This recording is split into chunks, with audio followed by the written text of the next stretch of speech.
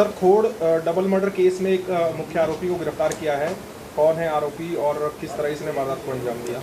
दिनांक 25/2/2022 को खोड़ में दो सगे भाई परमजीत ठाकरान और उसके भाई सुरजीत ठाकरान की सरेआम गोलियां मार के हत्या की गई थी।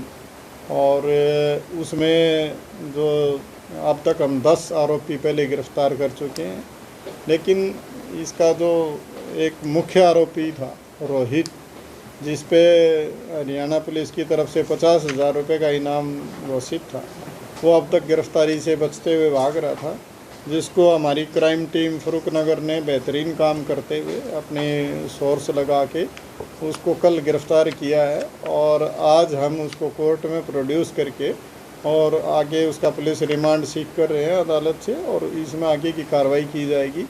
ये उसी गांव का रहने वाला है और इनकी आपस में रंजिश थी, और ये लॉरेंस बिश्नोई, अनमोल बिश्नोई, नरेश सेठी इनके संपर्क में रहता था और उनसे मिलके इन्होंने इस हत्याकांड को अंजाम दिया था। ये उस सारे मर्डर का अहम सूत्र है और इनके साथ भी जुड़ने की अहम कड़ी है।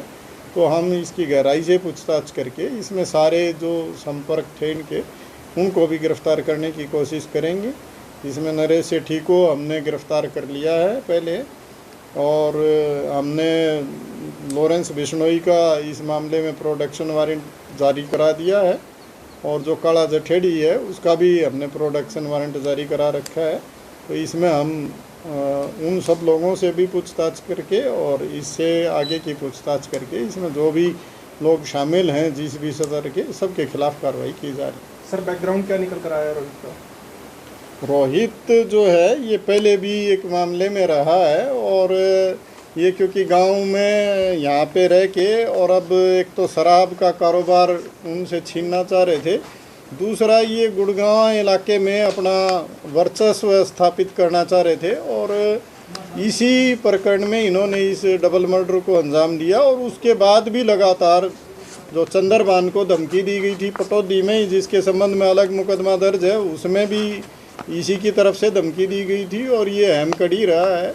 इसी तरह से रसगुल्ले वाले को धमकी दी गई थी, उसमें उससे भी 50 लाख रुपए की फिरौती मांगी थी इन्होंने, उसकी भी अहम कड़ी रहा है। एक और मामला था जिसमें फिरौती मांगी गई थी सेक्टर 5 का, उसमें भी ये अहम कड़ी रहा है। और एक गंगानगर का मुकदमा है, उसमें भी ये बात सही है, उन्होंने इस चीज़ का प्रयास किया है, लेकिन मुझे लगता है कि भी इस बात को समझने की ज़रूरत है कि उसमें कितने सारे लोगों को पुलिस ने वो गिरफ़्तार करने में कामयाबी हासिल करके उनके नेटवर्क को ध्वस्त करने का काम किया है। हमने बड़े लार्ज स्केल पे ऑपरेशन चलाया है, और जो लोग उनसे संबंधित थे हमने उनको गिरफ़्तार करके और इस सारे इनके जो नेटवर्क गुड़गांव में पैर पसारने की कोशिश कर रहे थे उसको ध्वस्त किया है। और आगे भी इस तरह की किसी भी एक्टिविटी में कोई भी आदमी शामिल रहेगा तो उसके खिलाफ सख्त कानूनी कार्रवाई की जाएगी।